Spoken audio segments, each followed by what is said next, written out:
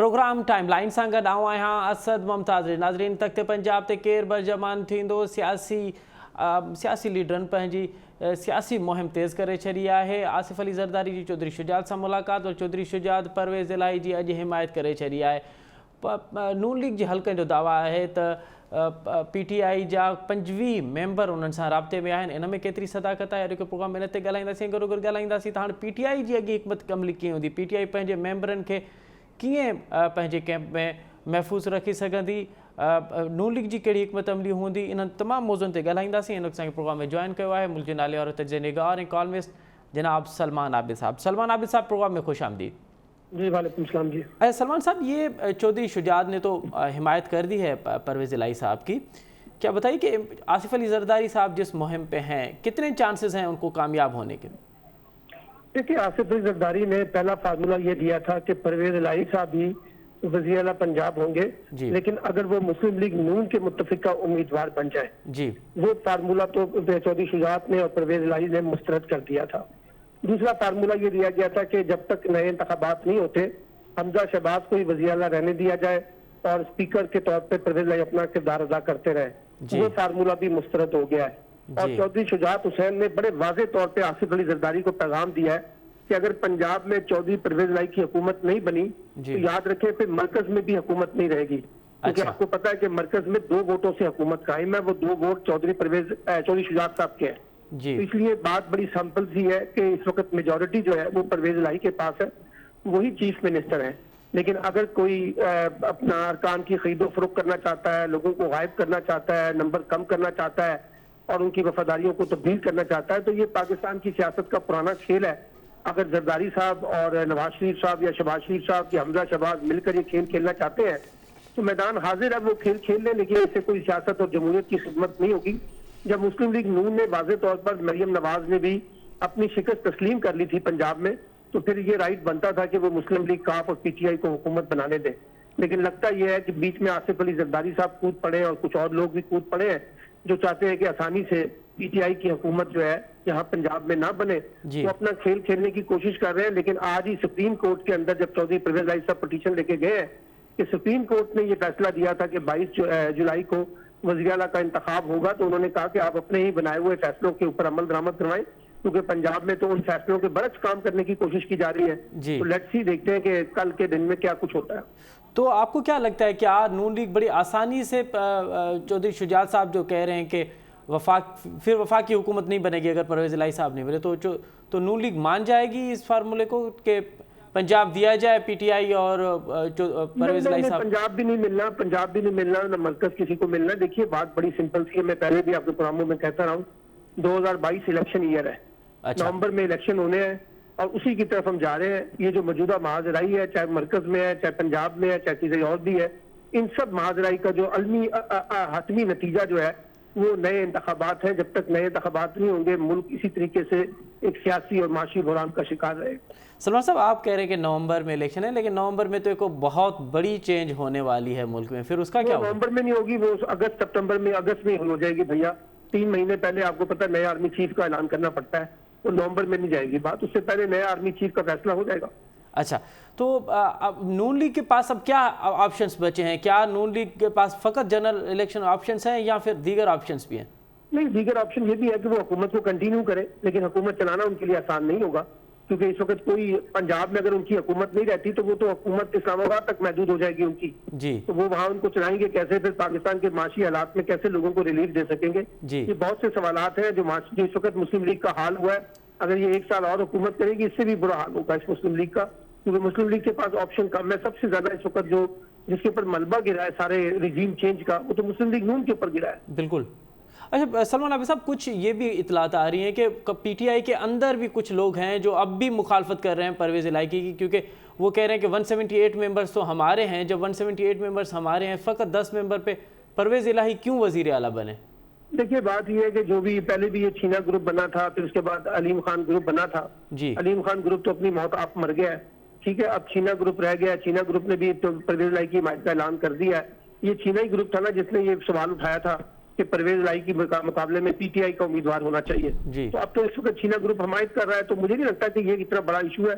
Issue ये है कि इस वक्त मुस्लिम लीग नून जो है चाहती है कि किसी न किसी तरीके से पंजाब में अपना इक़्तिदार को बचाया जाए। उसके लिए वो नाजायज तरीके का इख्तियार करना चाहते हैं। अगर वो करना चाहते हैं तो राइट है उनके पास, कर ले। उससे कौन सी पाकिस्तान की सियासत ठीक हो जाएगी और कौन सा जो है ना हुकूमतें चल सकेंगी। इस तरह से हुकूमतें नहीं चलेंगी। अरे सलमान अभी साहब, इस बात पे कितनी सदाकत है? इनसाइड क्या है कि पीटीआई के 25 लोग जो हैं वो इस वक्त भी नून लीग के साथ राब्ते में? सर राब्तों में तो पाकिस्तान की सियासत में सारे राब्ते में रहते हैं। जहां जहां बोलियां लगती हैं, पैसे लगते हैं, लोग लगाते हैं जी, लोग लेते हैं। इसमें तो कोई शक नहीं है। पीपल्स पार्टी भी अब इस खेल की मास्टरमाइंड है। जरदारी साहब इसके चैंपियन है। फिर इधर मुस्लिम लीग नून पहले भी चैंपियन थी इस काम की। जी, तो अगर ये लोग इसी तरह से सियासत करना चाहते हैं, लोगों की खरीदो फरोख्त करना चाहते हैं, या पीटीआई वाले खरीदना चाहते हैं, जैसे कि चनियोटी साहब ने इल्जाम लगाया है कि जनाब हमें खरीदने की कोशिश की गई है। अब कल एक पिटीशन जा रही है सुप्रीम कोर्ट में, जिसमें 3 पीटीआई के अरकान ने कहा है कि अता तालड़ समेत बहुत से लोगों ने उन्हें पैसों की ऑफर की थी। जी, अब ये सारा मामला पाकिस्तान की सियासत और जमहूरियत का तो इन्होंने बेड़ा गर्क कर दिया। पाकिस्तान के सियासतदानों ने ये अफरा परवरी के नाम पर, लोटाक्रेसी के नाम पर, अरकान की खरीदो फरोख्त के नाम पर, ये सब खेल तो तमाशा बना हुआ है ना। इससे क्या पाकिस्तान की सियासत को फायदा होगा, मुझे तो समझ नहीं आती। तो आप कह रहे हैं कि ये बात बिल्कुल बरक्स है, ये बात बिल्कुल दुरुस्त है कि एक दूसरे के लोग हॉर्स ट्रेडिंग जो है वो हो रही है। हॉर्स ट्रेडिंग जो है इस वक्त हो रही है। हॉर्स ट्रेडिंग ना, इस वक्त 188 अरकान है पीटीआई के पास। जी, अब आप 188 अरकान कम करेंगे तो हॉर्स ट्रेडिंग के बगैर तो कम नहीं होंगे ना। बिल्कुल सही, बिल्कुल सही। इसलिए ये हॉर्स ट्रेडिंग तो इस वक्त चल रही है ना। मेजोरिटी तो इस वक्त उनके पास है, 188 लोग उनके पास है। जी, 178 लोग जो है वो इनके पास है ना, जी, पीटीआई पीएमएलएन के पास। जी। तो मेरा मतलब है कि ये चीजें देखने की जरूरत है ना कि कौन हॉर्स ट्रेडिंग, किसको बेनिफिट करता है हॉर्स ट्रेडिंग करना। पीएमएलएन को सूट कर रहा है ना, चौधरी परवेज लाई को तो सूट नहीं करता।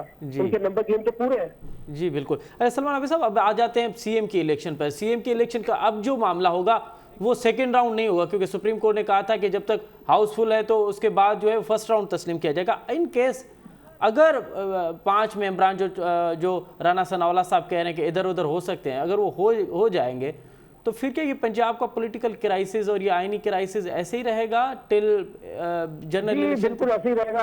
इससे सियासी क्राइसिस भी रहेगा, आईनी क्राइसिस भी रह जाएगा। फिर फाइनली अल्टीमेटली बात गवर्नर राज तक जाएगी।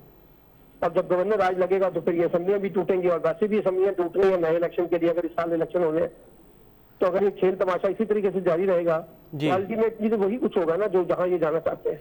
तो फिर आप अगर गवर्नर राज की बात करें तो फिर गवर्नर राज किसको सूट करेगा? देखिए गवर्नर राज उन्हीं को सूट करेगा जो चाहते हैं कि इस साल इलेक्शन हो। जो इस साल, यानी आप कह रहे हैं कि ये ऑप्शन भी फिर पीटीआई के हक में जाएगा? जाफरी बात है। देखिए जब गवर्नर राज लगेगा तो नए इंतखाबात ही होंगे ना। जी, नए इलेक्शन की तरफ ही जाना पड़ेगा ना। जब मैंडेट किसी के पास नहीं होगा, 186 किसी के पास नहीं है, तो फिर क्या होगा? फिर ऑप्शन ये गवर्नर राज लगेगा, नए इंतखाबात होंगे जी, और जब नए इंतखाबात होंगे तो उधर से केपीके की असेंबली तोड़ी जाएगी। जी, इधर से वफाक जो है, अगर चौधरी परवेज की हुकूमत नहीं बनती तो चौधरी शुजात अपने 2 बंदे निकाल लेंगे। ये मेरी बात लिख लें आप। अच्छा, जब वो 2 बंदे निकाल लेंगे तो वहां से हुकूमत टूट जाएगी। और आज चौधरी शुजात की और एमकेएम की मुलाकात हुई है। आप एमकेएम से भी वही देखें कि एमकेएम भी छोड़ सकती है वफाकी हुकूमत। तो आप कह रहे हैं कि हुकूमत छोड़ देगी तो फिर उसके बाद नए इलेक्शन की तरफ ही जाना तो पड़ेगा। आप कह रहे हैं कि वफाक में भी तब्दीली के इम्कानात हैं? वफाक में भी अगर पंजाब में परवेज लाई की हुकूमत ना बनी तो वफाक में हर सूरत में तब्दीली होगी। मेरी बात लिख लें। अच्छा, अरे सलमान अभी साहब, हमने देखा था कि जब ये ज़मीनी इंतखाबात हो रहे थे तो नून लीग बड़ी कॉन्फिडेंस में थी। वो तो ये तासुर दे रहे थे कि 18 सीटें जीतने वाले हैं। फिर क्या बात हुई कि इतना बड़ा सेटबैक मिला है नून लीग को? एक ही फर्क है जी, इमरान खान का बयानिया और कुछ नहीं।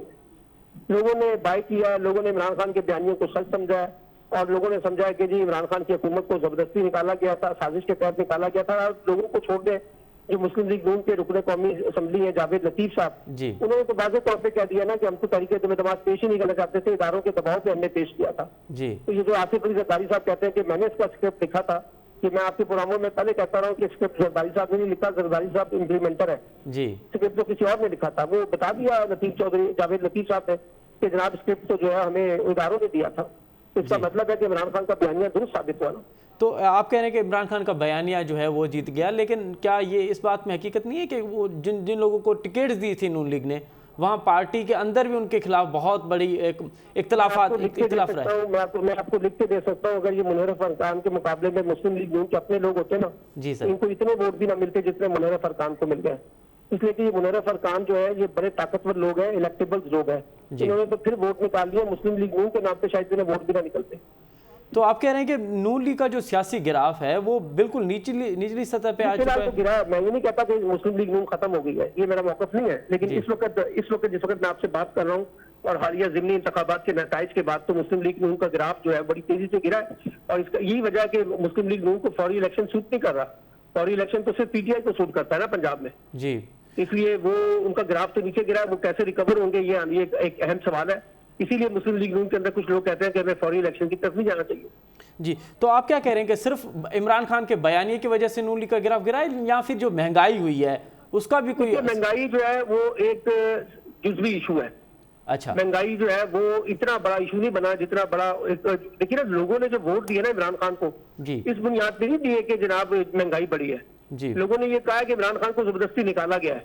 जी, ये जो पूरा रिजीम चेंज हुआ है ना जी, लोगों ने इसको ऑन नहीं किया। ये बात लिख लें आप, जी, लोगों ने इसको ऑन नहीं किया और उसी रिजीम चेंज के खिलाफ ही वोट मिले हैं ना जी इमरान खान को। तो इसलिए महंगाई जो है वो उसके अंदर उसने एडिशनल अपना रोल तो प्ले किया है, लेकिन बुनियादी जो नैरेटिव है इमरान खान का वो तो ये है ना कि उनकी हुकूमत को साजिश के तहत निकाला गया था जी, वही सौदा बिका है ना जी। तुरंत बेचा उन्होंने। अरे सलमान अभी साहब, पीडीएम की 11 जमातें, तकरीबन 11 जमातें थी ज़मीनी इंतखाबात में।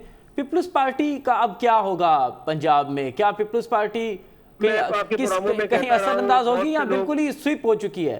सर आपके प्रोग्रामों में मैं कहता रहा हूँ, बहुत अरसे से कहता रहा हूँ, पीपल्स पार्टी का पंजाब में ना पहले कभी मुस्तकबिल था ना अब आइंदा कोई आने वाले दिनों में मुस्तकबिल होगा। और इमरान खान की इस बयानिए के बाद तो जो है कम से कम 2023 के इलेक्शन में तो या 22 के इलेक्शन में तो कोई सौदा नहीं बिकेगा पीपल्स पार्टी का। और ये जो पीपल्स पार्टी के बारे में खबरें आ रही थी शायद साउथ पंजाब से वो कोई रोल प्ले कर सकेंगे। अब जो साउथ पंजाब से लोग जीते हैं पीटीआई के प्लेटफॉर्म से, मुझे नहीं लगता कि पीपल्स पार्टी इतनी आसानी से रिवाइवल कर सकेगी अपनी पंजाब की पॉलिटिक्स में आने वाले इंतखाबात में। सलमान आबिद साहब, आपको क्या लगता है कि एक दिन 22 तारीख को कितने चांसेस हैं चौधरी परवेज इलाही के सीएम बनने के? मेरा ख्याल है इस वक्त 80% चांसेस, 80-85% चांसेस परवेज इलाही। और हमजा शहबाज के फकत 15%? सिर्फ हमजा शहबाज के 10-15 चांसेस यही है ना कि वो लोगों को तोड़ फोड़ ले, लोगों को खरीद ले, लोगों को भगा दे, लोगों को घुमा दे।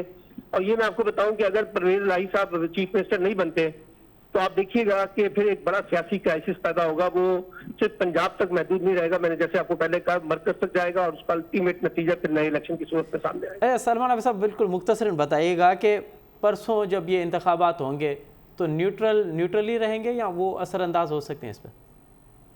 देखिए बात यह है कि अरकान असम्बली की खरीदो फरोख्त में तो न्यूट्रल का कोई इस तरह से रोल मुझे नहीं समझ आता कि हम कहें कि जी वो बड़ा रोल प्ले कर सकेंगे।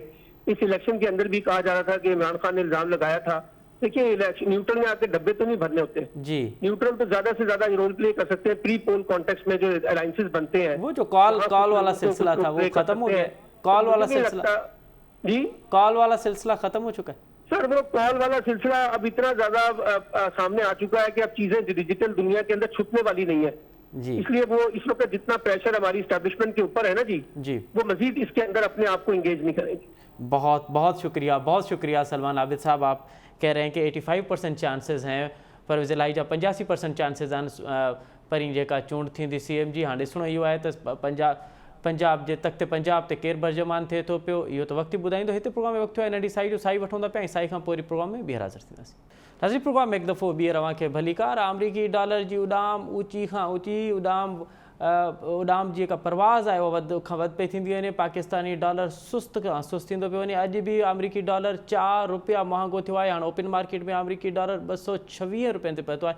हीअ जेको अमरीकी डॉलर जी उॾाम जेका आहे उहा वधंदी पई वञे, उन जा पाकिस्तानी मैशत ते कहिड़ा असर पवंदा। ऐं हीअ हिकु मुफ्ता इस्माइल पियो चवे त जेसिताईं पॉलिटिकल स्टेबिलिटी न ईंदी तेसिताईं मुआशी स्टेबिलिटी न ईंदी। इन में केतिरो सचाई अॼु प्रोग्राम में इन ते ॻाल्हाईंदासीं। असांखे प्रोग्राम में जॉइन कयो आहे मुल्क जो नाले वारो मुआशी माहिर जनाब डॉक्टर शाहिद हसन सिद्दीकी। डॉक्टर साहब, प्रोग्राम में खुश आमदीद। बहुत शुक्रिया आपका। अच्छा डॉक्टर साहब, ये बताइए कि आखिर अमरीकी डॉलर कंट्रोल में क्यों नहीं आ रहा? क्या बात है? मुफ्ता इस्माइल साहब भाषण तो बड़े दे रहे हैं, लेकिन बुनियादी सबब क्या है उसकी ऊंची उड़ान का? देखिए, बिल्कुल आपने सही बात की है। जब ये हुकूमत आई थी, आपको याद होगा, तो उस वक्त जो था डॉलर 182 रुपीज़ का था जी सर, 100 रुपए का था। अब ये आके जो है ना 224-25 की हम बात कर रहे हैं जी सर। तो 42-43 रुपये अगर इस चंद महीने में गिर गया तो ऐसा तो पाकिस्तान 75 साल में कभी नहीं हुआ था। सियासी बेयकीन हालात भी खराब हुए, लेकिन ये तो बिल्कुल ऐसा हो रहा है कि सट्टेबाजी भी हो रही है, लूटमार भी हो रही है, जो जिसकी मर्जी कर रहा है, हुकूमत खामोश बैठी है, स्टेट बैंक खामोशी बैठी है। ये बात हम मानते हैं कि आज वक्त मईशत की हालत ख़राब है, लेकिन इससे ज़्यादा ख़राब माजी में रही है। आपको भी पता, मुझे भी पता है, आप अपने प्रोग्राम में बात करते रहे हैं। ये बात भी बिल्कुल है कि सियासी बेचैनी बढ़ी है, लेकिन ये तो 2 दिन से इन्होंने बात करनी शुरू की कि सियासी बेचैनी बढ़ी है। सवाल सिर्फ ये पैदा होता है, जो आपका सवाल का मैं कोशिश कर रहा हूँ कि जवाब कि मार्केट में जब कभी रुपए की कदर गिरती थी, रिजर्व गिरते थे, तो स्टेट बैंक ध्यान में आता था और वो एक्सचेंज कंपनीज वालों को बुलाता था, बैंक्स वालों को बुलाता था कि जनाब ये आप सट्टेबाजी कर रहे हैं, ये सब हो रहा है, ये नहीं चलेगा, आप बताइए कि इसको ठीक करने के लिए आप करें, वरना हम एक्शन लेंगे, आपका आके रिकॉर्ड चेक करेंगे। उनको धमकियां देते थे, उनसे मुशावरत कर। अब के पहली दफा मैंने देखा है कि कोई मीटिंग स्टेट बैंक ने नहीं की, कोई मीटिंग नहीं की। इसी तरीके से हमने देखा कि रुपया जब गिरता है, उसकी एक वजह ये होती है कि स्टेट बैंक के पास रिजर्व नीचे चले गए, जो जा रहे हैं। उस वक्त आपको ये पता है, पहले आप अपने प्रोग्राम में करते रहे, मैंने देखे हैं कि स्टेट बैंक हुकूमत जो है वो महंगी शरत सूद पे बाहर से पैसा लेकर आते हैं। ठीक है, IMF नहीं दे रहा, लेकिन आप इन्वेस्टर्स हैं, फॉरेन बैंक्स हैं, पाकिस्तान में फॉरेन बैंक्स हैं, आप उनसे ये बात करें कि जनाब आपका पैसा बाहर 4% पे लगा हुआ है सूद के ऊपर, 4%। हम आपको 10% देते हैं, हम आपको 12% देते हैं, हम आपको 13% देते हैं। आप 13% पर 5 से 7 अरब डॉलर ले आते 2 महीने के लिए बस। जी सर। तो जब 5-7 अरब डॉलर, ठीक है, ज्यादा सूद देना पड़ता, लेकिन ये तबाही बर्बादी तो नहीं आती। तो जब वो 5 से 7 अरब डॉलर आ जाते, तो फिर स्टेट बैंक मार्केट में इंटरवीन कर सकता था कि रुपए को गिरने से रोकने के लिए मार्केट में पैसा फेंकता। इन्होंने दोनों काम नहीं किए। अब वो ये कह सकते हैं कि जी स्टेट बैंक तो खुद मुख्तार है। खुद मुख्तारी का मतलब ये तो नहीं है कि आप मुल्क लें, तो खुद मुख्तारी का मतलब ये है कि वो खुद फैसला करे कि हालात को कैसे कंट्रोल करना है। खुद मुख्तारी का मतलब ये नहीं होता कि जी लूटमार शुरू कर दें और लोग सट्टेबाजी करें। स्टेट बैंक है जी हम तो खुद मुख्तार है, हम नहीं करते, हम तो IMF से बात करेंगे। IMF ये कहता है कि रुपए की कदर के लिए हम स्टेट बैंक से बात करेंगे। इसका मतलब ये कि मिफ्ता इस्माइल तो तमाशाई बना हुआ बैठे हैं वहां पर, उनको कुछ नहीं पता क्या हो रहा है। नंबर 1। तो अगर स्टेट बैंक ने ये किया तो स्टेट बैंक का एहतसाब तो होना चाहिए। जरूर आपको एहतसाब, खुद मुख्तारी दी है, वो दी है मईशत को बेहतर बनाने के लिए, पाकिस्तान के हालात बेहतर बनाने के लिए, पाकिस्तान को डुबोने के लिए तो नहीं दी ना, तो उन्होंने डुबो दिया। लेकिन क्या वजारत खजाना खुद बात नहीं कर सकती थी बाहर से महंगी शरह सूद पर डॉलर लाने की? वो भी तो कर सकते थे। देखिए पाकिस्तान कोई छोटा नहीं है। हमने झगड़े करके अपने मुल्क को दिवालिया दिवालिया कह के हमारी अपनी इमेज खराब की है, लेकिन क्या पाकिस्तान छोटा मुल्क है? कोई 5वां बड़ा मुल्क है। चाइना यहाँ 60 अरब डॉलर लगा रहा है, अमेरिका दिलचस्पी ले रहा है अफगानिस्तान की वजह से, यूरोपियन यूनियन दिलचस्पी ले रहा है, इस्लामी ममालिक हमें जौहरी ताकत मानते हुए हमारे साथ ताल्लुकात रखना चाहते हैं। तो ये हमारी सारी अच्छी चीज़ें हैं। तो आपने, हुकूमत ने भी कोशिश नहीं की, तो ये तो कभी ना कभी जवाब देना पड़ेगा बिल्कुल सही, हुकूमत को भी और स्टेट बैंक को भी कि आपने रिजर्व बढ़ा के रुपए को कंट्रोल करने की कोशिश क्यों नहीं की और ये लूटमार और सट्टेबाजी होने दी। ये बड़ा मसला है। अच्छा डॉक्टर साहब, ये बताइए कि आप कह रहे हैं कि इस वक्त भी सट्टेबाजी चल रही है और स्टेट बैंक का किरदार जो आपने बड़ा तफसीली तौर पे हमें बताया कि वो आपको कहीं नज़र नहीं आ रही, और फिर वजारत ख़जाना जो है वो भी तमाशी बनी हुई है। तो एक्चुअल वर्थ कितनी होनी चाहिए इस वक्त जब हम आपसे गुफ्तगू कर रहे हैं, हम आपसे जानने की कोशिश कर रहे हैं, तो एक्चुअल वर्थ कितनी है अमेरिकी डॉलर की? देखिए आपने एक बड़ा आम सवाल उठाया है। एक साहब है इसहाक डार साहब, जी सर, जो कि MLM के आप कह सकते हैं कि माहिर माने जाते हैं। उन्होंने ये कहा था कुछ अर्से पहले जी सर कि 160 से 170 रुपया होना चाहिए, उनका कहना था जी। मैं उससे मुत्तफिक नहीं था, उस वक्त कुछ और था।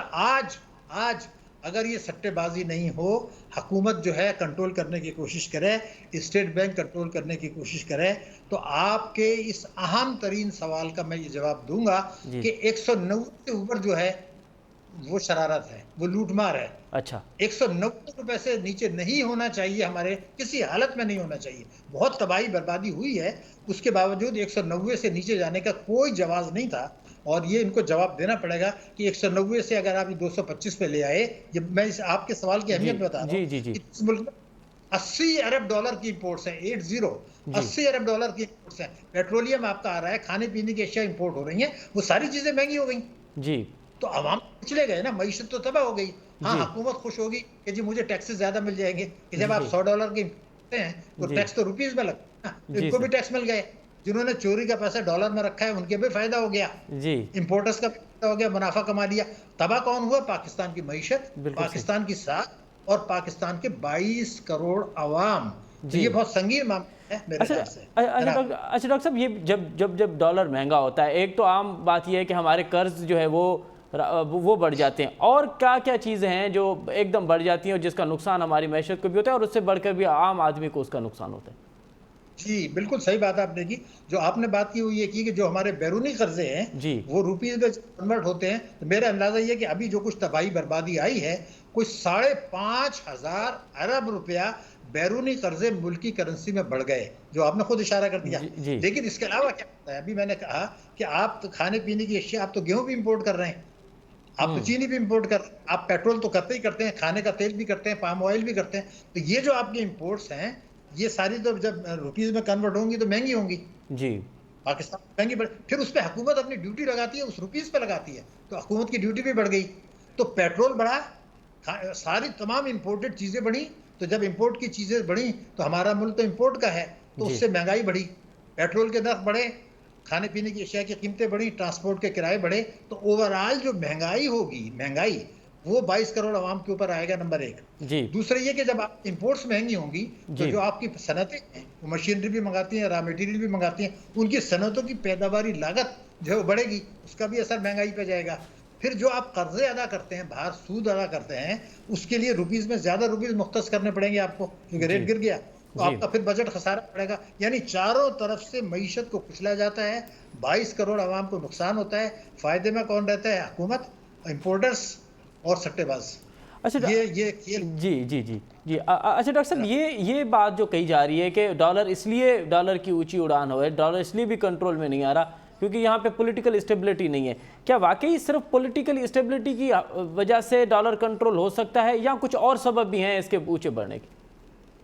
देखिए, बात ये थी कि जब इमरान खान साहब को बरतरफ किया गया था जी सर, तो 182 डॉलर था। जी सर। तो अभी तो ये तो इख्तियार में आ गए थे ना जी, उस वक्त तो पॉलिटिकल अनसर्टेन नहीं थी जी। तो ये 182 रुपए से ये कभी जब बजट आया था तो वो तो उस वक्त से लेके आप देखते चले जो गिर रहा है।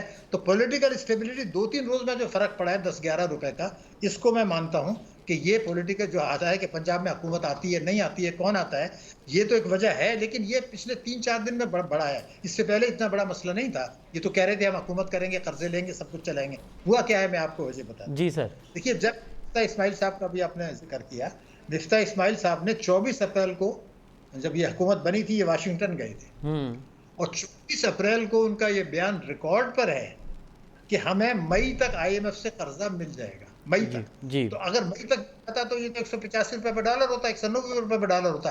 वो मई से अब तक जो डिले हुई, ये क्यों हुई, किसकी जिम्मेदारी है, इसको भी तो देखना पड़ेगा। सही। तो उसकी वजह ये, जब आपने IMF से मामला तय किए, IMF ने बता दिया था कि जी अब के हम हुकूमत पाकिस्तान पे एतबार नहीं करते, हुकूमत पाकिस्तान के वायदों पे एतबार नहीं करते, हुकूमत पाकिस्तान की गारंटी पे एतबार नहीं करते। आप तो पार्लियामेंट से अप्रूवल लाके और कानून बना के हमें बताएं। ये मानकर आ गए थे, मानना पड़ेगा, ठीक है, हम हमारी कमजोर कर्जा ले रहे थे, हम कमजोर में थे। मुझे ये बताया जाए कि जब इन्होंने बजट पेश किया तो वो बजट जो था वो IMF से जो मामला तय कर रहे थे उसके खिलाफ था। अच्छा। IMF ने उस पर इतराज कर दिया, ये रिकॉर्ड पर है, कोई आपको नई बात नहीं बता रहा। बिल्कुल सही कह रहे हैं आप। जी सर। तो मिफ्ता इस्माइल का बयान है कि ये बजट IMF से जो मामला तय हुए थे उसके मुताबिक नहीं था। तो ये किसने उनको दिया था कि IMF के साथ जो मामला तय किए हैं उसके खिलाफ बजट देके IMF के प्रोग्राम को, कर्जा मिलने के प्रोग्राम को आप डिले करा दें। जैसे अभी आपकी बातों से लग रहा है कि पाकिस्तानी एक मिनट में परेशान है कि रुपया गिर रहा है, तो इनको कोई जल्दी नहीं। इन्होंने बजट खिलाफ क्यों पे किया? फिर IMF ने कहा इसको दोबारा सही करना पड़ा। फिर दोबारा जब सही करने गए तो उन्होंने मजीद शराइत लगा दी, तो इस दौरान में भी रुपया गिरा। तो ये बताया जाए कि जब आपने 24 अप्रैल को ये कहा था वाशिंगटन में कि मई तक हो जाएगा, तो मई तक क्यों नहीं हुआ? उसमें कौन जिम्मेदार है? जो बजट आपने पेश किया वो IMF के मुआहदे से खिलाफ था, उसका कौन जिम्मेदार है? और उसकी वजह से जो ताखीर हुई उसका कौन जिम्मेदार है? किसके कहने पे ये किया गया था?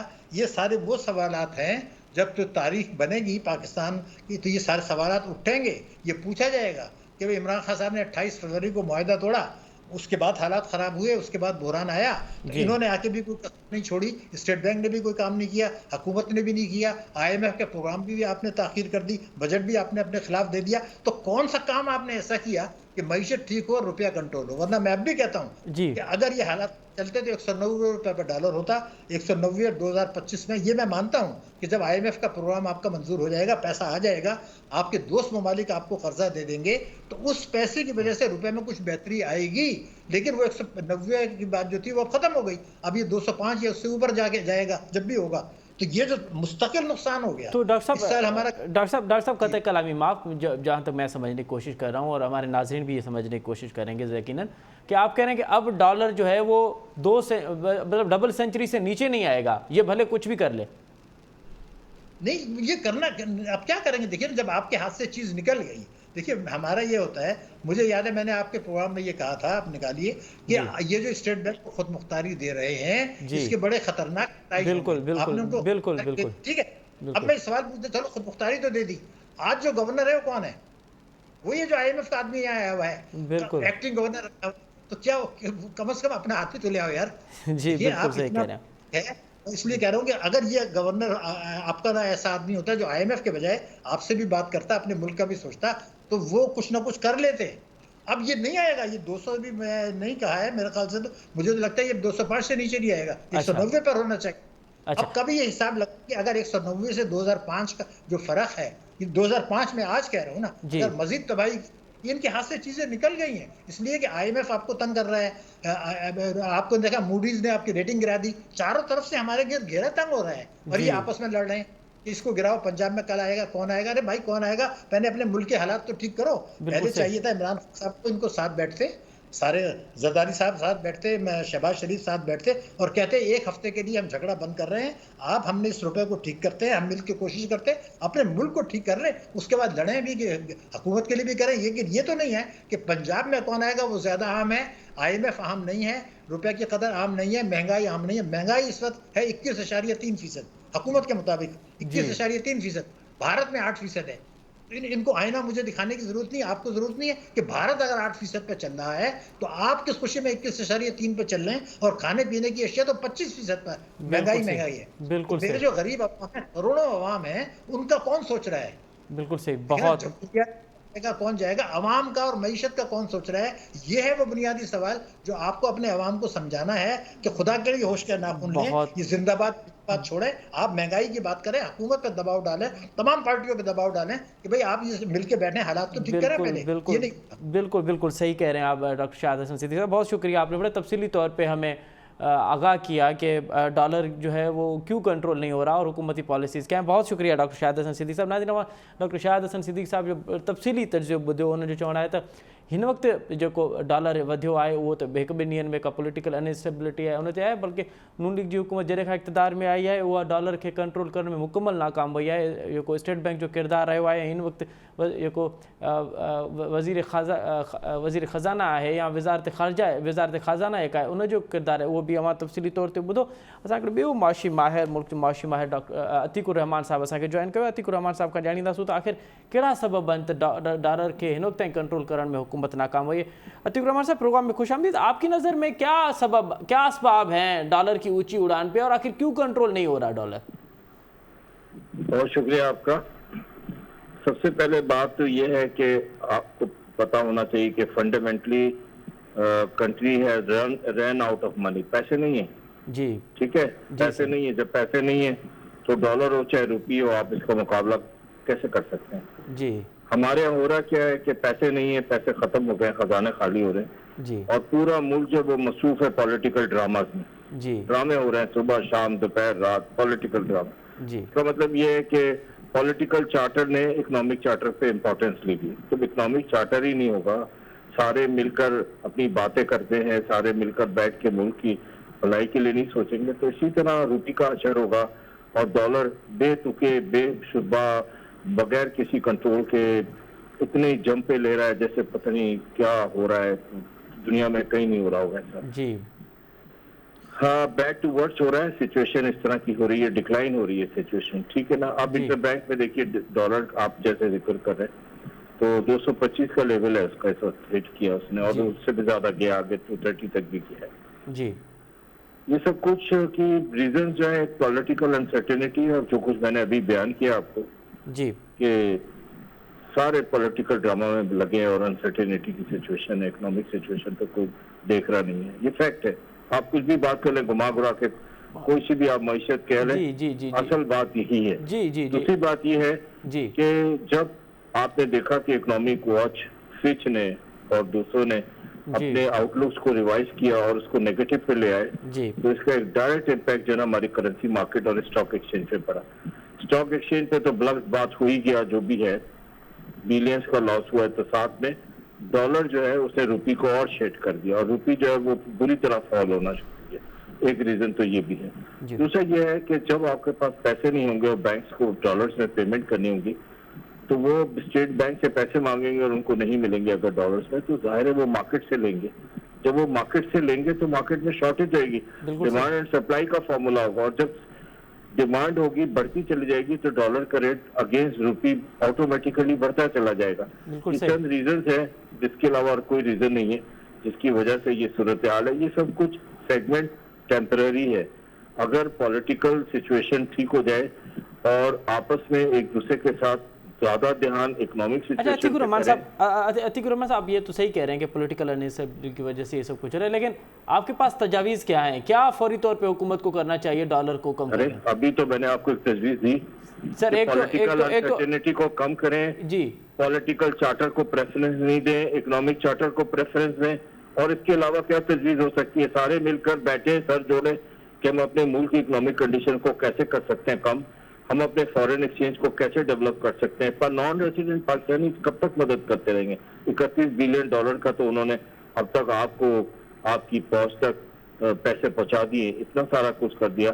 आप IMF के लोन्स का वेट कर रहे हैं, आप कहां से तो लोन्स को डेफर करा रहे हैं। असल बात क्या है कि हमें इस वक्त 5 बिलियन डॉलर की जरूरत है फौरन। हमारे पास वो 5 बिलियन डॉलर नहीं है जिनको हम पूरा कर, जाहिर है इसको भी हमें बोरो करना पड़ेगा पे करने के लिए। हमारे ज्यादातर पैसे जो है ना डेट सर्विसिंग, कर्ज उतारने में और सूद देने में निकल रहे हैं। बिल्कुल सही। हमारे पास अपने डेवलपमेंट के लिए, अपने मुल्क को चलाने के लिए, अपनी चीजों को चलाने के लिए पैसा नहीं है।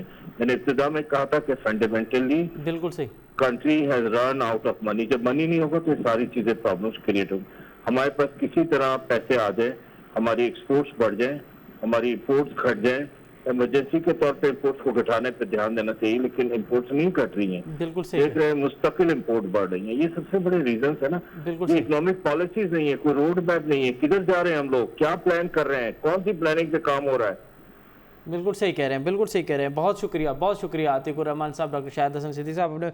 आप दोनों ने बड़े तफसीली तौर पे हमें बताया कि ॿिन्ही मौजूद मेहमाननि बड़ी तफसीली तौर ते असांखे ॿुधायो त डॉलर आख़िर हेठि छो न पियो लहे, डॉलर जी जेका उॾाम आहे उहा मुसलसल वधियल छो आहे, ऐं ॿिन्ही जो इहो मुतफ़िक़ा तौर ते इहो जो तर्जुमो आहे त जेसिताईं सियासी जेको आहे उहो अदम इस्तेहकाम बरक़रार रहंदो, सियासी माहौल बहितर न थींदो, सियासी माहौल साज़गार न थींदो, तेसिताईं माशी माहौल जेको आहे उहो साज़गार न थींदो। ऐं अगरि डॉलर जी उॾाम आहे उहा मुसलसिल वधंदी रहंदी।